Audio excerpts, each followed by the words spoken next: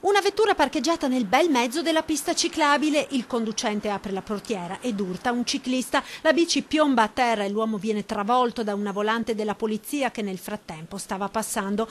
Una dinamica incredibile, quella dell'incidente verificatosi stamane in viale 4 novembre a Treviso, all'altezza dell'attraversamento pedonale di fronte alla casa di riposo.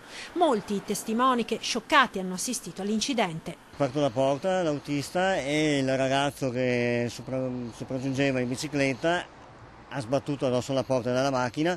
Nel frattempo arrivava una macchina, fatalità della polizia, che lo ha centrato purtroppo ed è caduto a terra.